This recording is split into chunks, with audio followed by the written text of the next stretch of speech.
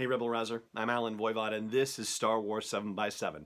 So this is a spoiler-informed episode. It's not a spoiler-filled episode per se, but if you have not yet seen Solo: A Star Wars Story, and you don't want one of the movie's biggest surprises spoiled for you, well then, let's save this one for a later date. But if you are game to talk Solo stuff, well then, let's get on with it.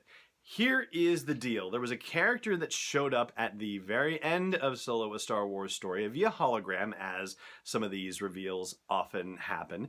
And that character's arrival was rather a shock for folks who are only watching the movies of Star Wars. And, for some of them, they may not even have remembered that they've seen this character before because it's been nearly 20 years since that character appeared on screen. It's been rather a while. And when he last appeared, we thought he was dead. Well, it turns out that he's not dead, and in fact, he had a rich life in the animated series Clone Wars and in Star Wars Rebels, as well as comic books too. I would be speaking of none other than the former Darth Maul. Now he is just referred to as Maul, since he is no longer working with a Sith Lord, and so therefore he doesn't have that Sith title.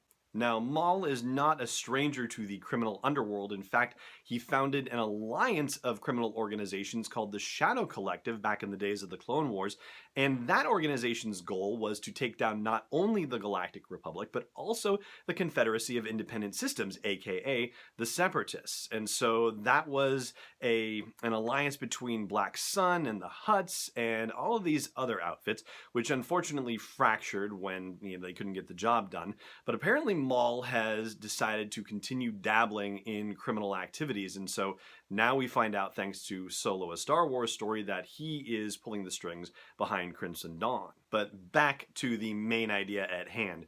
When you throw an appearance by Maul in at the end of a movie like this, and when you consider that Alden Ehrenreich is signed for 3 movies, yes, that doesn't necessarily mean that he's going to get 3 movies, but hey, it opens the door, right?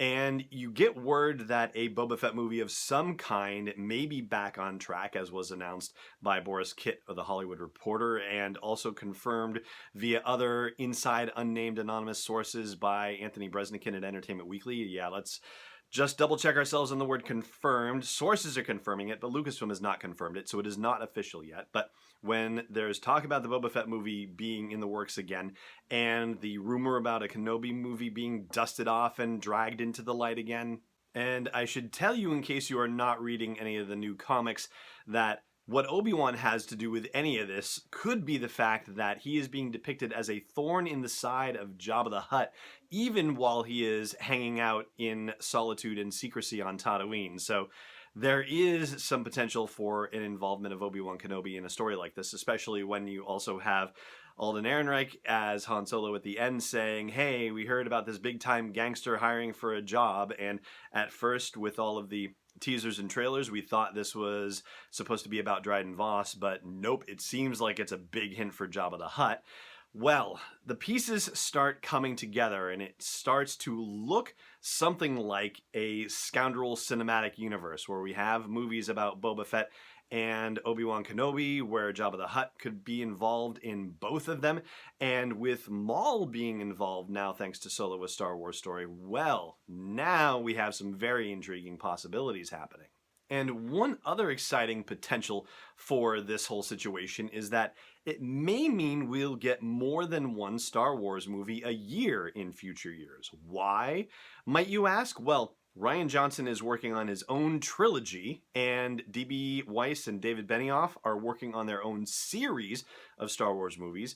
But the fact that we have James Mangold being talked about one, and Stephen Daldry being talked about in another, well, that sounds like it's an entirely separate set of Star Wars movies from the Benioff and Weiss set and from the Rian Johnson trilogy set. So when are they going to release all these movies? And, heck, who knows? Maybe all of them won't be going to the theater. For all we know, maybe some of them will go straight to Disney's streaming service. That would be a little bit crazy, wouldn't it? But that is really kind of reaching out a long way.